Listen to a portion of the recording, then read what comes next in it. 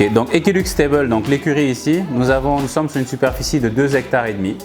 Nous avons une dépendance un peu plus loin de 3 hectares et 10 autres hectares destinés justement à l'élevage et à, comme on vous a expliqué, le pôle développement agriculture pour une paille qu'on est en train de mettre en place, je pense, d'ici 2 à 3 mois. Donc l'écurie en elle-même, nous avons quelques pôles que nous avons développés. Donc le pôle sportif, tout ce qui est chevaux d'obstacles. Le pôle touristique, ça sera bien sûr les sorties en balade. Nous avons développé aussi, comme Madame Hachem le disait, le côté course hippique.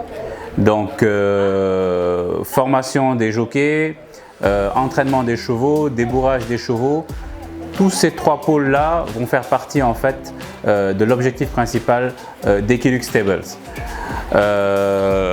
En ce qui me concerne, j'ai un amour profond pour l'élevage. Je vais dans la même continuité que le ministère de l'élevage et des productions animales, c'est-à-dire l'amélioration de la race. Vous devez comprendre que la plupart des chevaux au Sénégal sont des chevaux importés.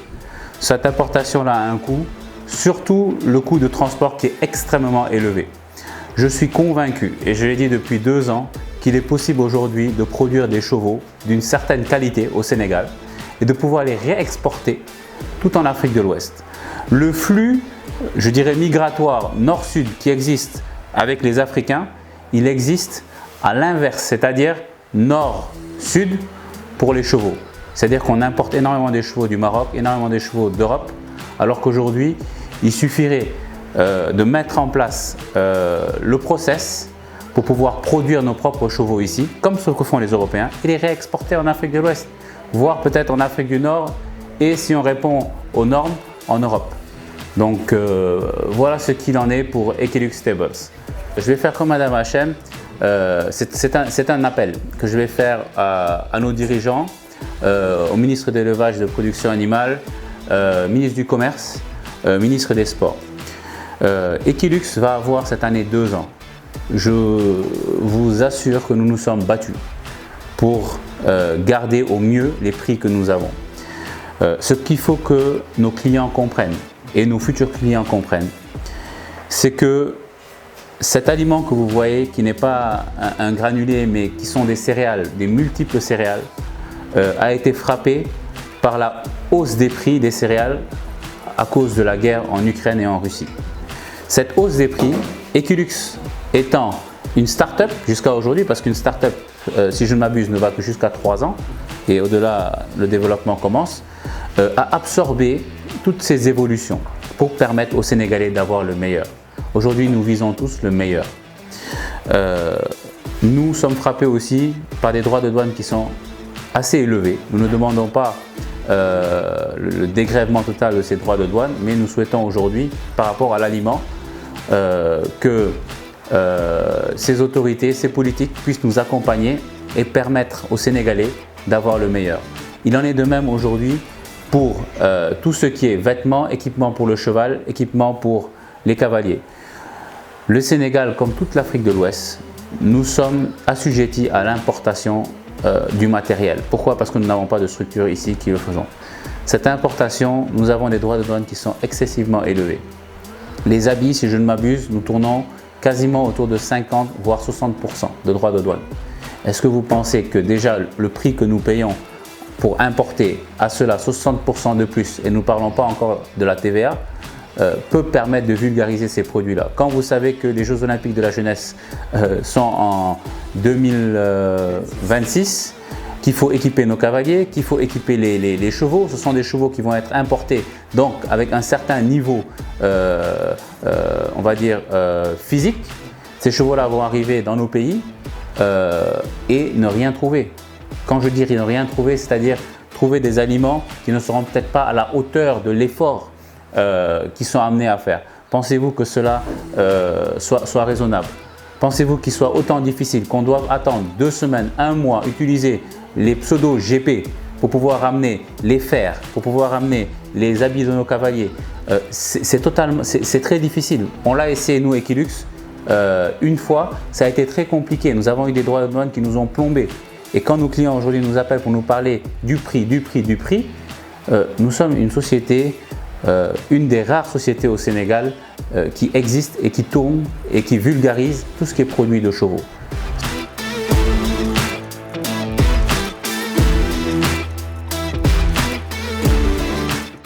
Je pense qu'il y a 2 ans, on n'aurait jamais pensé ni avoir des chevaux, ni avoir des écuries. C'est un pur hasard, on est allé chez Papsec pour chercher un cheval à ma petite fille, à qui on avait promis un cheval, et qui était prête à acheter même un cheval dans la rue, pour me le confier. J'ai dit non, il n'en est pas question. Et finalement, son oncle lui avait dit, je t'offre un cheval.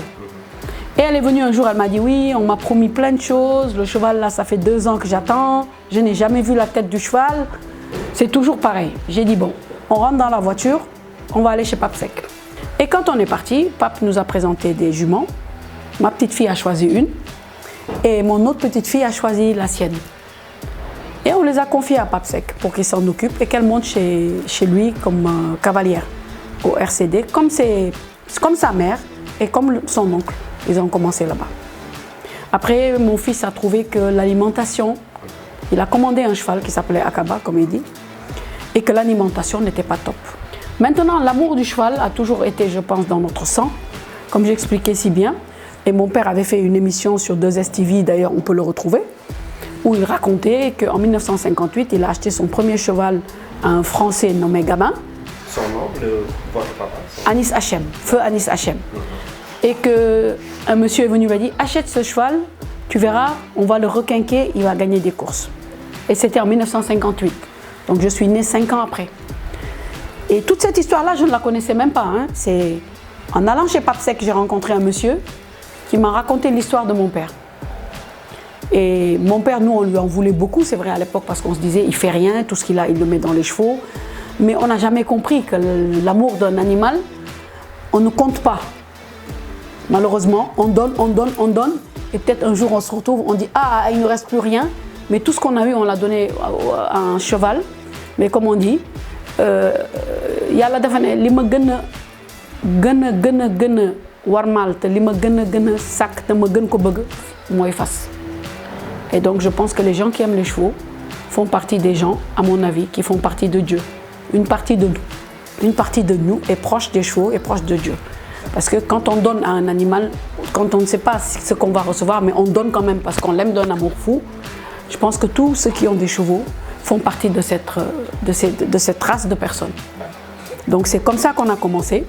Ce terrain m'appartient et je me suis dit, quelqu'un est venu me dire, je vais rendre hommage à ton père parce que j'ai été son premier jockey sur un cheval où j'ai gagné, c'est Mbaye Diène. Voilà. Je lui ai dit, ah bon, tu es monté sur un cheval qui appartenait à mon père, il m'a dit oui, qui a gagné, qui était champion. Mon père a été le premier à vendre un cheval et à l'exporter au Ghana. On a amené le président de la fédération qui est venu visiter ici et les membres de la fédération. On a eu à rencontrer le directeur de cabinet du ministère de l'élevage. Mais cet appel que je fais, je ne le fais pas pour ces personnes qui sont très concernées par ce que nous faisons par l'alimentation. Et par l'alimentation, on va améliorer la paille d'arachide pour amener autre chose de beaucoup plus conséquent pour la nourriture et de beaucoup plus rentable, que ce soit au milieu d'élevage. Maintenant, je m'adresse au maire de Yène et je m'adresse aussi au président de la République.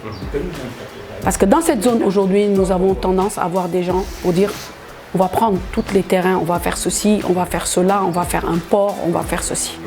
Personne ne s'est approché directement des populations et des gens qui habitent pour dire est-ce que quelqu'un a un projet qui est viable, qui va apporter quelque chose à cette nation, parce que cette nation nous appartient.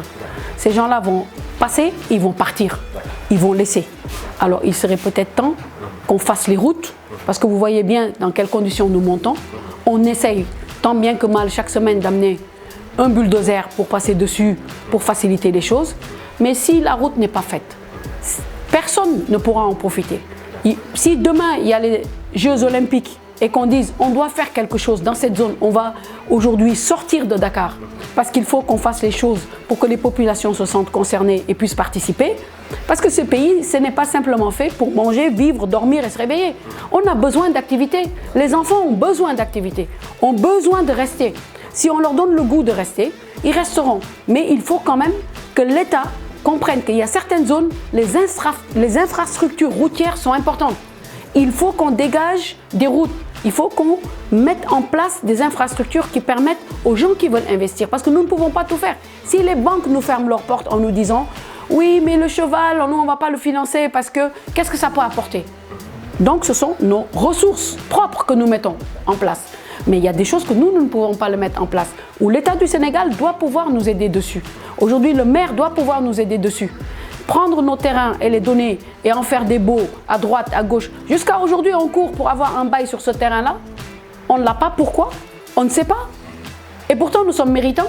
Nous sommes aussi méritants que ceux qui ont des baux, qui découpent leurs terrains, qui les vendent morceau par morceau pour se faire de l'argent qu'ils mettent dans leur poche et qui n'ont rien investi. Donc c'est là où je lance un cri de cœur. Mais bon sang, nous on n'a rien découpé. On est en train d'investir. On est parti de zéro. Et on a peiné pour avoir ce terrain-là. Hein. On ne va pas faire l'historique. Mais tout ce que nous demandons aujourd'hui, c'est quand même de s'arrêter de temps en temps et de dire aux gens, mais vous investissez, quelqu'un est dans cette zone, les gens investissent, mais qu'on se donne la peine au moins de les identifier pour qu'on puisse au moins venir en aide ou venir en apport. Parce que des fois, on ne demande pas de l'argent. Mais Promoville, par exemple, aujourd'hui, fait de l'excellent travail et est en train de faire des dallages un peu partout. Nous souhaiterons simplement un coup de main de Promoville pour venir faire un dallage pour que les gens puissent monter. Comme disait Erwin, il y a des Européens qui ont envie de venir, d'investir, de venir regarder, de donner des formations parce que la formation coûte cher aujourd'hui et ils ne viendront pas dans ces conditions-là. Et ce sera à nous de le faire. Et nous, dans ces conditions-là, peut-être on ne pourra pas le faire maintenant, on le fera dans 5-6 ans. Mais dans 5-6 ans, peut-être qu'il ne restera plus rien à faire. Donc c'est là où je dis, on aimerait quand même un coup de main et on aimerait quand même qu'on se tourne un peu vers nous, que ce soit le maire de Yène, que ce soit Promoville, que ce soit le comité olympique. On attend quand même une aide pour pouvoir aller de l'avant et avancer. D'accord.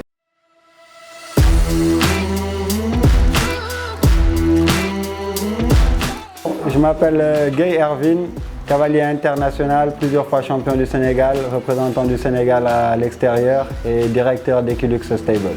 Equilux Stables, bon, maintenant ça fait peu de temps qu'on s'est installé, vu qu'on a consacré toute notre énergie à la construction. Donc on a un cheptel de chevaux de course, déjà de poulinière, qui appartiennent à Madame Yasmine Hachem aussi et sa famille. Et de l'autre côté, là, on est en train de développer tout ce qui est la partie CSO. Donc pour le CSO, on a à peu près 5-6 chevaux qu'on partage avec nos cavaliers, dont un qui est là, Djomba Mara. Et des poneys qui sont arrivés là maintenant il y a à peu près 4-5 jours, qui sont au nombre de 8. Donc on va aussi dresser pour les gamins, pour qu'ils se familiarisent un peu avec le cheval. L'Equilux, je pense qu'aujourd'hui, Equilux a fait un mercato énorme, comme on peut le dire au foot, hein, parce que bon, ils sont venus prendre quand même de très bons cavaliers. Hein. On reste humble, mais bon, on connaît notre travail, nous. Batchegay, c'est un des meilleurs quand même aujourd'hui au Sénégal. Beaucoup de cavaliers aussi l'apprécient parce que par sa technicité, par sa façon d'expliquer. Vieux Baudian quand même aujourd'hui, il était chez Papsec. Moi, il a suivi mes chevaux depuis que je suis tout petit. Donc tout ce qui concerne l'élevage et la prise en charge des chevaux, c'est quelqu'un aujourd'hui, on lui fait une confiance aveugle. On peut laisser nos écuries, on est sûr que nos chevaux seront toujours bien avec lui. Mbaye Diakhaté aujourd'hui aussi, il est là, il est en formation aussi, mais très compétent, qui a très envie de travailler. Et puis on a nos jeunes aussi stagiaires qui sont sélectionnés aussi. Parce que bon, comme on dit, chaque année on veut faire aussi une sélection de jeunes qu'on va prendre et les obliger aussi à se forcer en fait à aller vers le haut. Donc il y aura une vraie sélection comme dans le football, hein, comme on dit, on va choisir des gamins. S'ils ont envie de réussir, ils auront la possibilité. Et malheureusement, tout le monde ne réussit pas, donc voilà, il y aura des choix à faire aussi. Pas simple, mais c'est comme ça si on veut avancer. D'accord. Toute dernière question, si tu devais définir en une phrase Equilux et Stables, qu'est-ce que vous direz? Innovation. En une phrase. Innovation, en un mot je dirais même, innovation, renouveau. Oui. Voilà. Je dirais innovation, renouveau parce que c'est quelque chose de très nouveau ici. Et bon, qu'on pense depuis longtemps faire, Moi, j'ai même été surpris quand Nicolas, mon ami, m'a appelé il y a 2 ans pour me présenter ce projet, alors que ça faisait 10 ans qu'on ne s'entendait pas. Mais j'ai tout laissé. J'ai tout laissé en France parce que j'ai dit ce projet-là, même moi, me tenait à cœur depuis très longtemps. Et je suis venu ici, on a fait ce projet et je pense que c'est un magnifique projet parce que tout le monde attend après ça. Aujourd'hui, nous, on a beaucoup de retours même de jeunes dans le milieu qui nous demandent de venir ici, qui veulent travailler. Et puis bon, mine de rien quand même Equilux, mais les travailleurs quand même dans de bonnes conditions parce qu'aujourd'hui quand même les gens sont salariés dans les chevaux, ils ont une assurance maladie, ils sont quand même suivis. Donc la retraite aussi, on cotise. Donc ça, je pense que c'est une première aussi dans le milieu équestre, en sachant que tout le monde n'a pas un salaire dans le milieu équestre. Donc on essaye aussi d'amener ça. Bonjour à tout le monde, salam alaikum Niep. Je m'appelle Mariam Sow, je suis responsable commercial Equilux. J'aimerais quand même faire un petit cri de cœur. Voilà. Pourquoi? Parce que dama ne nit bu jënd fas ay millions war nga koo dundal dund bu baax. Parce que loo investir millions waroo koo def loo xamante ne nii pour war a yéeg kese pour gagner déedéet boo amee loo jëndee million investissement da nga cee war a def fulla fayda jox ko lekk bu baax naan bu baax toppatoo ba mu ne kocc fas mala la wante mala bu yàlla def buur la sama tata wax na ko sànq ci waxam lu yàlla teral nag doomu aadama da ko war a teral ñun nag boo gisee ñu xam loolu yëpp ñu dem jëli Kaolack indi ko Sénégal li ko waral mooy li tata wax rek lii aliment bi mooy rice force mooy bu ñu mujjee am puissance 5 waxuma la fas buy daw rek mais day naaw